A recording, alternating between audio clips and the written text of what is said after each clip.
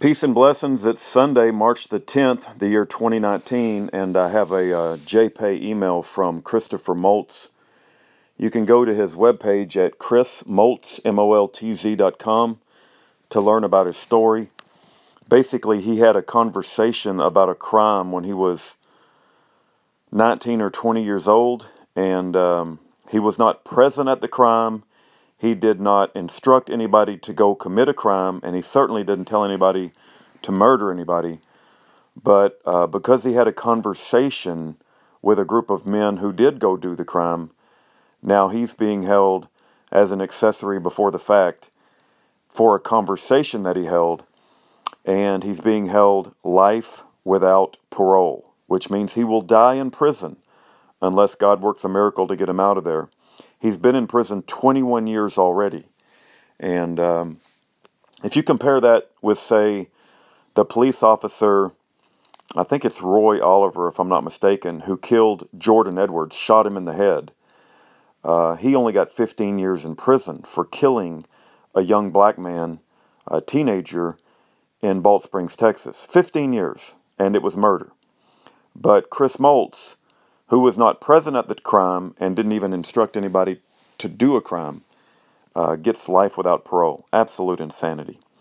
Here's the JPay that I sent to Chris. I don't think he knew, because he was hoping for a piece of legislation which would allow him to get parole. And I had to give him the bad news. And I said, "Peace, Chris. Taylor with Jennifer McClellan's office called me a while back and said that the Fishback bill died in committee on a 7-8 vote. It lost 7-8, if you can believe it." I go on to write, "Chris, please don't give up. I want you to know that you are loved, and people care about your situation. We are not going anywhere, and all of heaven is looking upon your situation and how people react." All right, so he writes me back, and I want to read you his email. So Chris writes back on the 9th. Oh, you know what? I'm going to read it after I take this phone call. Peace and blessings. Let's read this JPay email from Christopher Moltz, who has spent 21 years in prison serving life without parole for a crime that he was not even present at.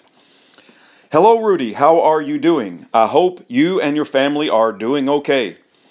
Depressed to hear about the Fishback bill, but I will never give up. Albert Einstein said, 'Time is an unfortunate illusion.'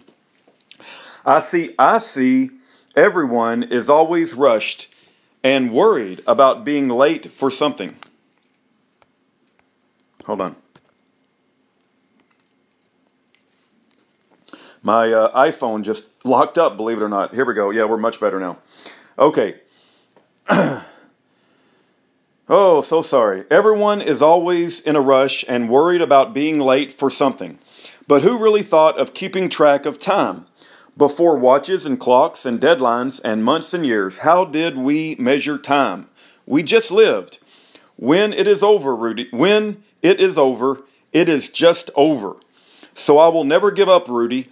Time for me has moved so fast, I don't know if I already told you this, but because I don't have a release date, the years fly by. If I had a release date, the years would creep slowly. It seems like yesterday I was 19 years old. I don't feel 42 years old.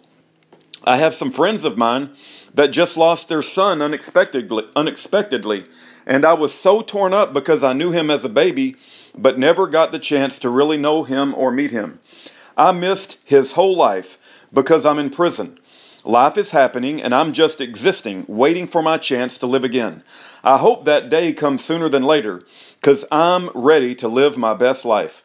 Okay, the General Assembly is out of session, and the only bill I see that's good for us is the bill they passed to study the parole. Study bringing parole back. I mean, really? What's there to study? They have overcrowded prisons with no officers wanting to work at them because everyone doesn't want to treat us like animals. And when they come to work here and see how it is, they quit. It's crazy to think you put thousands of men and women in prison for the rest of their lives and expect them just to lay down. Just live out the remainder of your lives quietly, not me. With your help, Rudy, I want my story heard. I want the people to know what's happening in our so-called justice system. Guilty until proven innocent. And that's what happened in my case could happen to anyone. Man, I could vent all night long, brother, but I got to get up and work in the AM. Oh yeah, I cannot get hardback books, but you can send paperback books and magazines if you want. I really would like some of those titles you suggested. Blind Injustice, The Conviction Factory. Thanks and good night, Rudy, and good night to everyone reading this. Please feel free to email me. I send all my love out there. Y'all be safe. Talk to you later. Always your friend, Chris Moltz. He's got a webpage we put together called chrismoltz, MOLTZ.com. I encourage you to check it out and learn this man's story. He said he can only get paperbacks. I believe The Conviction Factory, it may be a paperback, but Blind Injustice, I think, is a hardback. So I'm going to have to figure out what types of books I can mail to him, and we'll get it to him. Please write Chris Moltz a letter. Please let him know that you have not forgotten about him and that you care about him. Thank you for your time.